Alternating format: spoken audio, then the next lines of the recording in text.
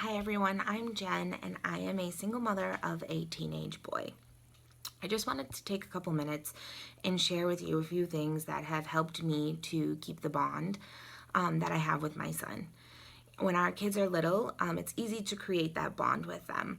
They have their own little world, and their world revolves around you, and everything you do, they want to do.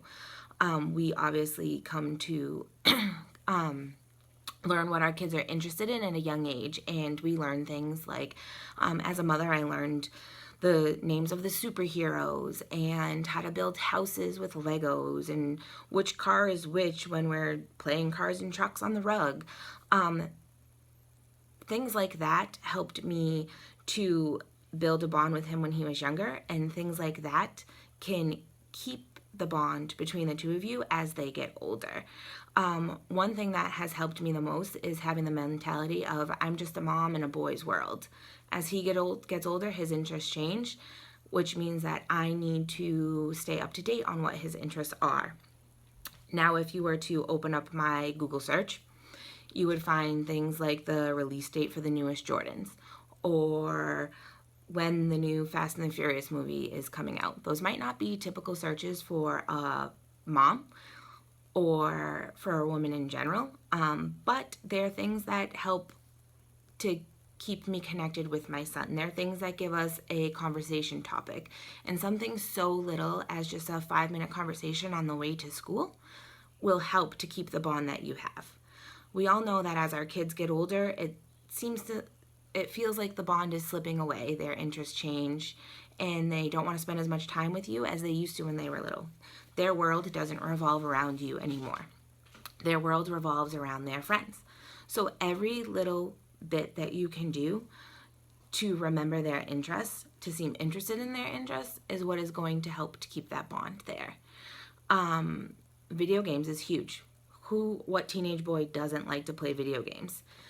I can't tell you how important it is to my son when he runs out of the bedroom to tell me about something that happened on his video game, and I have no idea what he's talking about, but I'll ask him about it the next time he's playing.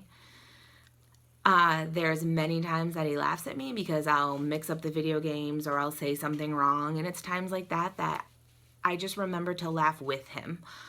He's laughing at me and I'm laughing at him because I have no idea what I'm talking about to begin with, but at least I tried. And that's what matters. Doing all these things is going to help keep the bond that you have with your children going. The quantity of time that we spend with them might seem to be non existent as they get older. I feel like there are weeks and days in the summer that I have to beg my son to come home just to spend time with me. And that happens and it's typical.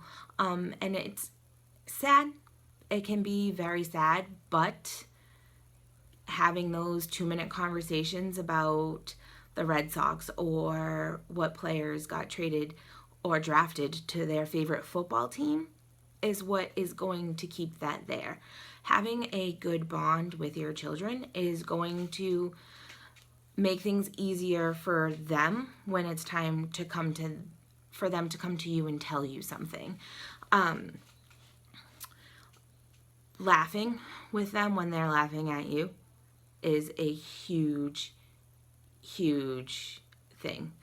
They're in their head, they're probably thinking that we're absolutely ridiculous. Imagine being a mom, a single mom of a teenage boy, and trying to talk about basketball or trying to talk about baseball. We might think that our kids are not listening, but they are always listening, even if they don't seem like they are. And it's times when your son goes to his baseball coach and says, my mom said that I should stand with my foot on this side of the bag when somebody's stealing third. And their coach says, yeah, that's probably a good way to stand at the bag. You know that they're listening. And it gives you a sense of fulfillment. You're not just talking to thin air. Keeping that bond with your kids and holding their attention is what is going to help you. Hopefully some of these tips are useful to you guys. I know they are super useful to me, and I tell myself every day that I'm just a mom living in a boy's world. You know, my son will always be my baby, even if he doesn't like to admit that, and I will probably embarrass him by telling him that over and over repeatedly the older that he gets. And that's okay, because deep down inside I know that he appreciates that. He appreciates that I have kept track of what his interests are, no matter how many times his interests have changed.